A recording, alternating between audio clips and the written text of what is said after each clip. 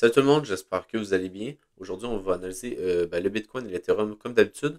Aussi, on va aller voir le Solana et le GRT qui sont plutôt intéressants. Le Solana à court terme ici, on pourrait revenir dans la demand qu'on a juste là pour après ça faire des plus hauts.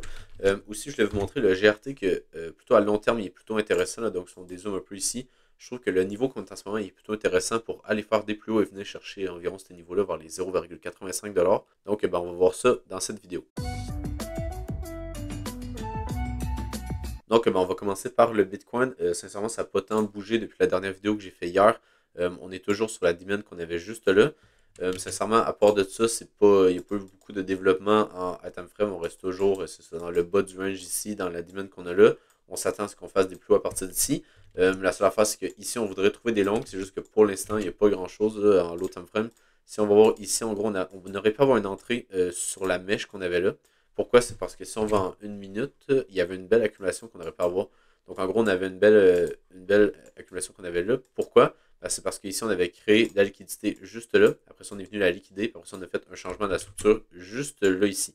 Donc on aurait pu rentrer en longue juste là, donc avec l'inversion de structure qu'on a là, puis la création de liquidité juste avant.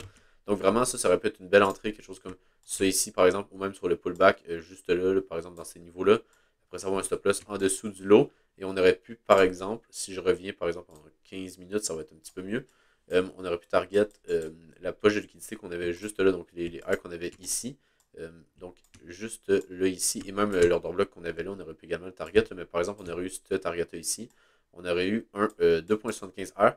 Donc je pense que c'était quand même un bon trade à prendre là, sur le Bitcoin ici. On aurait littéralement long le bottom, là, puis je pense que ça faisait quand même du sens. C'était pas un trade qui était trop risqué à mon avis. Pour justement avoir un rebond et venir chercher pas mal plus haut.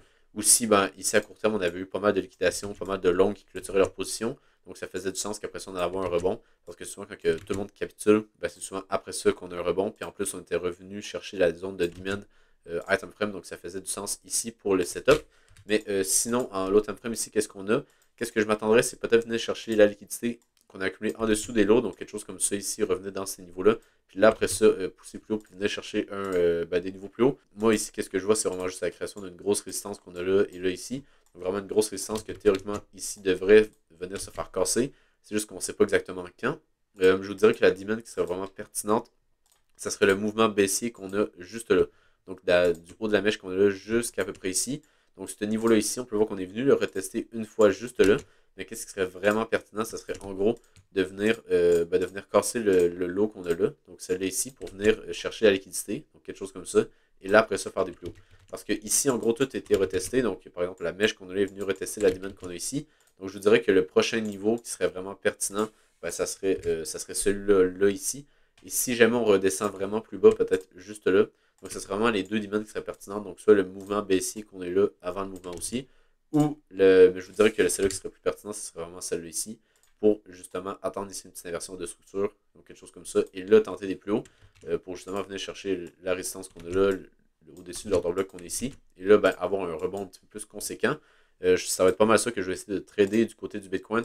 Vraiment d'essayer de tenter des longues ici. Je ne vais pas être vraiment en short pour le moment. Puis vraiment essayer de justement tenter un long pour aller target pas mal plus haut. C'est juste que pour l'instant, on n'a pas vraiment de setup qui sont intéressants là, du côté du Bitcoin. Je dirais que du côté d'Ethereum, c'est pas mal la même chose.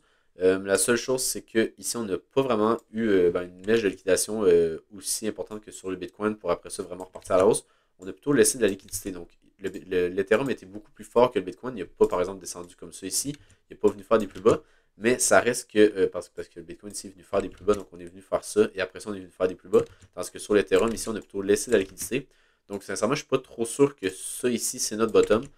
Comme que je vous disais dans la dernière vidéo, ici, on est sur l'order block en 2 semaines. Donc, juste là, sur l'order block là, ici. Donc, ça couvre quand même pas mal d'espace. Tout ce niveau-là ici, on pourrait avoir un rebond pour après ça faire des plus hauts et venir chercher la liquidité au-dessus des highs qu'on a là. La seule chose, c'est que c'est à court terme ici. C'est assez dur de dire si ça c'est notre bottom, ou donc dans le fond, ce bottom-là ici, si c'est le bottom pour après ça repartir à la hausse, ou si on va faire un niveau plus bas, venir chercher ça ici pour après ça repartir. Je vous dirais que ça, c'est vraiment le niveau clé qu'il faudrait tenir. Ça serait un très bon niveau pour après ça tenter des plus hauts. Mais si jamais ici on pourrait trouver des longues, ça serait également intéressant, vu qu'on est quand même venu retester l'order block en 2 semaines qu'on avait juste là. Mais sinon, à l'autre time frame, comme que je vous dis, il n'y a pas grand chose de très intéressant, à part peut-être je vous dirais le mouvement baissier qu'on a là, ça serait vraiment le meilleur niveau pour tenter des longues. Donc, ce niveau-là ici, donc à partir de la mèche qu'on a là jusqu'au plus bas qu'on a ici, donc ça fait quand même un très très gros niveau. Mais je vous dirais que tout ça ici, ce serait vraiment le niveau le plus pertinent parce que c'est vraiment un mouvement baissier ici avant un mouvement haussier. Puis on n'est pas venu le retester. Donc on peut voir que ici, peut-être avec la mèche, si je regarde, on n'est pas venu le retester. On peut voir ici avec la petite mèche, on n'est pas réellement venu le retester. Puis de manière, il reste pas mal d'ordre à venir chercher dans tous ces niveaux-là ici. Même on pourrait venir le raffiner sur vraiment juste la bougie qu'on a là. Donc, je vous dirais qu'on va sûrement redescendre un peu sur l'Ethereum et le Bitcoin, revenir chercher leur niveau de demande. Et là, ça va être de voir est-ce qu'on tente des longues ici ou on attend de venir chercher des plus bas ici sur l'Ethereum. Ça va surtout dépendre de la price action dans l'autre time frame, voir si on a quelque chose d'intéressant. Mais sinon, on va juste attendre, puis justement, juste attendre de voir si jamais on a un bottom qui se forme là. Et là, après ça, ici, pourquoi pas tenter des longues. Ça va vraiment dépendre de la price action que je vous dirai là, quand on va redescendre ici, voir si c'est intéressant de tenter des longues ici. Donc, pour le Solana, je voulais quand même revenir sur le post que j'avais fait ici. Ça fait quand même un bon bout de temps, je pense que c'était genre début juin. En gros, j'avais 3 scénarios que j'avais partagé. Celui-là ici, on revenait sur la demand qu'on avait là pour après ça faire des plus hauts. Finalement, ça n'a pas été le cas. On aurait descendu plus bas que la demand. Après ça, j'avais ce deuxième scénario-là que, en gros, c'était de venir en dessous de la trendline qu'on avait formée juste là pour après ça faire des plus hauts avec la patente que je vous montrais là. Donc, création de liquidité, après ça, on fait une inversion de structure et après ça, on part à la hausse. Donc, c'est exactement ça qu'on est en train de faire en ce moment. Sinon, le troisième cas, c'était vraiment le pire des cas, c'était qu'on redescende beaucoup plus bas puis qu'on revienne chercher la demand en 3 jours qu'on avait juste là. Donc, c'est pas mal les 3 cas que je parlais. Puis, en gros, si on va sur TradingView juste là ici, on peut voir qu'on est exactement en train de faire la deuxième pattern. Donc, en gros, le deuxième scénario, c'était qu'en gros, on vient faire, en gros, on avait une trendline comme ça, on venait de la casser, on venait créer de la liquidité juste là, en dessous des lots, puis après ça, on venait le liquider, faire une inversion de structure, et là, vouloir partir à la hausse. Donc, c'était vraiment ça le scénario, puis après ça, ici, on avait comme un top qu'on avait fait juste là, donc on revenait de pas mal plus haut. Donc, c'était vraiment ça le scénario ici que je voulais pour tenter des longs, et en gros, c'est exactement ça qu'on a ici sur le Solana. Donc, on a notre grosse trendline qu'on a là. Donc, ici, tout le monde passe bearish, donc ça permet théoriquement aux institutions d'entrer en longue, parce que si tout le monde passe bearish, ils vont soit shorter ou ils vont vendre leur bague en spot ou peu importe. Mais on peut voir que ici, on a exactement la patente que je montrais. Donc ici, on a la création de la liquidité juste là. Donc on vient faire un low, après ça un higher low, mais dans le gros, c'est juste, il y en a qui vont dire ici que c'est un W comme ça. Mais qu'est-ce qui arrive souvent, c'est qu'on vient chercher la liquidité en dessous des lots ici. On revient sur la demand qu'on a juste là. Donc la demand qu'on a vraiment ici, là, qui est vraiment parfaite pour entamer après ça un rebond. On peut voir qu'on est venu la combler à 100% littéralement, là, vraiment très très précis. On est vraiment venu la combler à 100%. Et après ça, qu'est-ce qu'on peut voir, c'est qu'on est venu faire un changement de la structure juste là. Donc vraiment, en ce moment, tout se passe comme prévu. Et en gros, qu'est-ce qui serait vraiment pertinent, ça serait de revenir dans la demand qu'on a juste là, donc le mouvement baissier ici, avant le mouvement haussier. Et là, ici, tenter des longues dans ce niveau-là pour après ça, target des plus hauts. Vraiment, je vous dirais que ce niveau-là va être très très intéressant pour tenter des longues. On a également de la liquidité qui se situe juste là. Donc vraiment, si on revient jusque dans ces zones-là, pour moi, ça va être vraiment un niveau très très intéressant pour soit en achetant spot ou tenter des longues et venir target pas mal plus haut. Même je vous dirais vers un niveau plus haut, clairement. Là. Ici, je vous dirais que la target, là, ça pourrait être très bien ici, ou au moins revenir vers la liquidité qu'on a là. Ici également, on doit avoir de la liquidité. Je vous dirais qu'au moins avoir un rebond jusque-là, puis après ça, même, on pourrait avoir une target sur des niveaux plus hauts, puis même un nouvel ATH, parce que ça se pourrait très bien que ici, ça soit vraiment un bottom long terme, qu'on reparte à la hausse après ça. C'est sûr, ça va dépendre du Bitcoin et tout, s'il tient ses niveaux de demand et tout, mais ça reste que c'est vraiment un très très bon niveau ici sur le Solana, avec vraiment le scénario numéro 2 que je vous montrais. C'est très très bien exécuté pour le moment, donc ça va être vraiment ça que je vais essayer de trader du côté du Solana. Sûrement d'en racheter ici pour après ça venir target des niveaux plus hauts ici, venir chercher un nouvel ATH sûrement vers les, je ne sais pas exactement, c'était genre 250 si je me souviens bien, on parle en weekly, ouais c'est ça, c'était 260$ l'ATH du dernier cycle, donc je pense que ici ça ferait du sens de venir chercher un nouvel ATH à partir de là, ça ferait quand même pas mal de sens, même en weekly, on peut voir qu'on a même la trendline en weekly, donc c'est vraiment un très très gros niveau que sûrement pas mal de personnes ici sont passées bearish.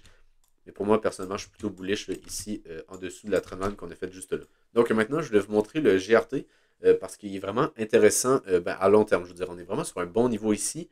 Puis en gros, qu'est-ce que je vais vous montrer aussi, c'est avec le market cap des cryptos. Donc si vous allez sur TradingView, vous avez juste à marquer GRT. Puis après ça, vous avez juste à peser sur celle-là ici. Donc market cap GRT. Puis après ça, ça va être crypto cap qui va être marqué juste là de TradingView. Donc qu'est-ce que ça va faire, c'est que ça va vous montrer le market cap des altcoins, du Bitcoin, peu importe, je peux marquer par exemple BTC. Sûrement que si je vais dans le crypto là ici, je devrais l'avoir. Ici, on a l'index. Je ne sais pas si j'ai le market cap, peut-être Bitcoin ici, si je le marque. Je ne sais pas exactement sur le Bitcoin c'est quoi l'indice, le symbole exactement qu'il faudrait marquer. Mais je sais qu'on a par exemple sur beaucoup d'altcoins, sûrement sur l'Ethereum. Ouais, sur l'Ethereum, on l'a ici. Donc peut-être sur le Bitcoin, on ne l'a pas. Parce qu'on peut voir qu'ici, il n'est pas là. Mais par exemple, sur Ethereum, on l'a. Donc on pourrait aller voir le market cap de l'Ethereum. On pourrait avoir par exemple celle-là du Solana. Donc on pourrait avoir vraiment toutes les market cap de toutes les cryptos. Et en gros, qu'est-ce que ça permet de voir? C'est le graphique, mais justement en prenant en compte le market cap. Parce que qu'est-ce qu'on peut voir, c'est qu'on a fait un high juste là, donc vraiment le sommet en market cap au niveau du 8 novembre 2021. Tandis que si on va voir sur le graphique, le sommet qu'on a fait, ça a été le 8 février 2021. Donc le 8 novembre, c'était ici, là, sur le top qu'on a fait là. Mais pourquoi que sur le prix, on a fait un plus bas, tandis que sur le market cap, on a fait un plus haut? Ben, c'est parce que ici, en gros, le prix a monté, mais c'est qu'on a eu énormément de supply qui a été injecté dans. Qu'il y a eu beaucoup de supply qui a été créé. Donc, qu'est-ce que ça a fait? C'est que on a eu un market cap qui était plus élevé, tandis que le prix était plus bas. Donc, c'est juste qu'on avait eu plus d'offres, donc la demande n'a pas suffi pour venir faire des plus hauts. Ce qui est vraiment totalement logique. Puis également, si je reviens sur ça ici, on peut voir qu'on était venu retester la belle zone de supply qu'on avait là pour après ça faire des plus bas et faire un bear market juste là. Donc après ça, qu'est-ce qui est intéressant, c'est que pour le moment, on est vraiment en train de faire une très très belle structure avec 5 vagues ici, donc 5 comme une impulsion de vagues d'Elliott. Donc ça, c'est vraiment très très bon pour justement ici qu'on aurait de très très fortes probabilités d'après ça de venir faire la cinquième vague ici. Donc on devrait être dans la quatrième. Et qu'est-ce que je voulais vous montrer, c'est que quand on a ce genre de token-là, sûrement qu'on ne viendra jamais faire un nouvel ATH ici. Mais ça risque qu'on peut très très bien faire de très bonnes performances. Donc par exemple, moi j'en avais acheté, pour du long terme, j'en avais acheté à peu près ici, dans ce niveau-là, quand on était venu faire le pullback. Et en gros, c'est que je ne voulais pas nécessairement targeter ça ici. Parce que je veux dire, avec le market cap, si jamais on vient faire un nouveau plus haut, on vient faire un nouveau plus haut du côté du prix, sur le market cap, on va faire quelque chose comme ça. Donc, sincèrement, ça ne ferait pas vraiment de sens à mon avis. Je pense que vraiment, qu'est-ce qu'on devrait s'attendre, c'est plutôt juste venir chercher la résistance qu'on a créée juste là. Donc, toute la grosse résistance qu'on a ici. Pour après ça, sûrement, si je reviens ici, donc sûrement faire un top de cycle ici et là, après ça, repartir en bear market. Donc, ça serait vraiment ça qui devrait être à privilégier du côté du graphique du market cap. Et du côté du GRT, ici, là, donc le prix, c'est que sûrement on va revenir dans la supply qu'on a juste là. Donc ici, on peut voir qu'on était venu retester la supply qu'on avait ici, donc ce niveau-là. Là.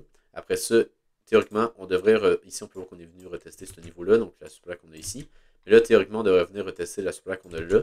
Et là, après ça, entamer le bear market et peut-être venir chercher tout ça ici et venir faire des plus bas. Ça se pourrait très bien. Mais ça reste qu'à long terme, ici, sur le GRT, c'est très, très, très intéressant, à mon avis, dans ces niveaux-là ici, vu qu'on est sur vraiment, sûrement 5 vagues ici et qu'il nous reste une dernière vague à faire. Puis on parle quand même d'un, si je regarde ici, d'un 300%. Donc, je trouve que ça fait quand même du sens. En plus, on vient faire une correction en 3 vagues, juste là. Donc, 1, 2 et 3. On vient swap le lot et là, on vient retester les zones de demande. Donc, théoriquement, ça devrait tenir et on devrait venir faire des plus hauts vers la cinquième vague, qui devrait être vers les 0,83$, que je dirais que c'est pas mal ma target pour le top du cycle.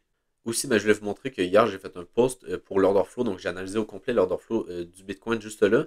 Mais si vous voulez aller le lire, vous pouvez, là, si jamais ça vous aide plus à lire que d'entendre. Mais en gros, vous pouvez aller, je vais aller également vous le montrer directement sur Velo Data pour que ça soit un petit peu plus clair. Parce que j'ai gardé exactement la même graphique que j'ai montré dans mon post. Et en gros, qu'est-ce que je voulais vous montrer, c'est juste une analyse complète que quand j'analyse l'order flow, comment que je fais. Donc en gros, je regarde pas mal les quatre principaux points de données qu'on a là. Donc, on a l'OpenTerest ici. Après ça, on a le volume ici en spot. Après ça, on a les funding juste là et on a les liquidations ici. Donc, en gros, c'est que je voulais juste vous marquer ici qu'on est sur le niveau de demand high time frame. Donc, on s'attend à des plus hauts. Mais qu'est-ce qu'il faut aussi voir, c'est comment que les autres traders, comment que les autres personnes qui vont se positionner dans le marché, comment qu'ils vont regarder ce niveau-là. Est-ce qu'ils vont plutôt shorter ici, ce qui serait un bon signe parce qu'on va être contre la majorité. Donc, si la majorité est short, théoriquement, le prix devrait monter. Si la majorité est longue, théoriquement, le prix devrait plutôt descendre. Donc, ici, qu'est-ce que j'aime bien, c'est le fait qu'on a les fundings en négatif. Donc, ça ne veut pas nécessairement dire qu'on a beaucoup de shorts, ça veut simplement dire qu'on a soit beaucoup de longs qui clôturent leur position ou on a des shorts qui rentrent dans le marché. Et là, je vous dirais que dans ce cas-là, c'est plutôt des longs qui ont clôturé leur position sur le dump qu'on a eu ici. Parce qu'on peut voir que l'OpenTerest ici a bien redescendu sur ce mouvement-là et on a eu les fundings qui ont vraiment passé en négatif. Donc ça veut dire que théoriquement, il y a beaucoup de longs qui ont clôturé leur position, donc qui ont capitulé. Donc ça, c'est vraiment un bon signe. Et aussi, qu'est-ce qu'on peut voir, c'est que, en gros, c'est que sur la baisse qu'on a là, donc toute cette baisse-là ici, On n'a pas eu vraiment l'open interest qui a descendu comme ça ici. On n'est pas venu chercher les plus bas qu'on a là. Donc, qu'est-ce que ça veut dire? C'est que théoriquement, tout l'open interest qui a augmenté là, c'est surtout des shorts qui se sont accumulés sur ces niveaux-là. Pourquoi? Ben, c'est parce que, en gros, si le prix descend, et que l'open interest ne diminue pas, ben, théoriquement, ça voudrait dire que c'est pas des longues qui sont dans le marché. Donc, les positions qu'on a là, c'est pas des longues. Parce que je veux dire que le mouvement qu'on a eu là, c'est quasiment impossible que les positions qui soient là, ils ont réussi à rester là, quand ils sont rentrés sur ces niveaux-là. Si on prend par exemple la moyenne de où est-ce qu'ils sont rentrés environ, donc environ dans la moitié du range qu'on prend, puis qu'on descend jusque-là, ça fait moins 14%. Ça ferait pas vraiment de sens que toutes ces positions-là resteraient en longue, en levier, avec une baisse de moins 14%. Donc ça veut dire que ça ici, c'est théoriquement des shorts. Donc ça veut dire qu'il y a de la liquidité au nord ici. Donc ça, c'est vraiment un très très bon signe. Et également, si on allait voir du côté des liquidations, on a eu beaucoup de liquidations. Donc ça concorde avec le fait que les fundings sont en négatif parce qu'on a eu des positions qui se sont clôturées, donc des positions en longue qui se sont clôturées. Et également, si on va en 15 minutes, ici, qu'est-ce que je voulais montrer? C'est le fait qu'on avait une divergence sur le CVD spot qui est maintenant plus présente. Donc en gros, qu'est-ce qu'on avait là? C'est qu'on avait le CVD spot qui avait descendu, tandis que le prix avait monté. Donc ça, c'est un très très bon signe. Mais là, on peut voir que pour l'instant, le CVD spot continue de monter et on n'a pas vraiment le prix qui réagit très très bien. Donc on n'a pas une très très belle impulsion. Donc j'aimerais bien voir à court terme ici que le CVD spot qui achète, ça fait vraiment monter le prix. Parce que qu'est-ce que ça veut dire? C'est que si jamais on a le CVD spot qui augmente de cette manière-là, donc ici qui augmente, mais que le prix, il y a vraiment de la misère à, diminuer, à augmenter. Donc le prix a de la misère à faire des plus hauts, ben, ça voudrait dire qu'on aurait plutôt de la vente en limite qui absorbe l'achat qu'on a en market. Parce que ici, pourquoi que le CVD spot a augmenté, c'est parce qu'on a eu plus d'achats en market que de ventes en market, donc au marché. Donc, ce n'est pas des positions en limite, c'est des positions au marché qu'on prend en compte ici. Donc, si jamais ici, on vient monter ici, théoriquement, s'il n'y aurait pas d'ordre de vente en limite, on devrait monter sur le prix. Là, on peut voir que le prix est plutôt descendu. Donc, je dirais que c'est plutôt bearish ici. Donc, on a comme une divergence ici qui s'est formée. Après ça, on a plutôt une divergence bearish qui s'est formée là. Donc, c'est assez dur de savoir lequel qui va fonctionner. Mais avec où est-ce qu'on est en ce moment sur la demand item frame, je dirais que je suis plutôt bullish ici avec l'analyse d'order flow et même juste en général comment que le graphique ressemble. Venez chercher la liquidité ici pour après se faire des plus hauts sur la demand que j'ai partagé là. Pour moi, ça ferait quand même pas mal de sens du côté du Bitcoin. Donc, si vous avez aimé la vidéo, n'hésitez pas à vous abonner sur Twitter et sur YouTube. Sinon, je vous souhaite une bonne journée et on se retrouve pour une prochaine vidéo. Bye!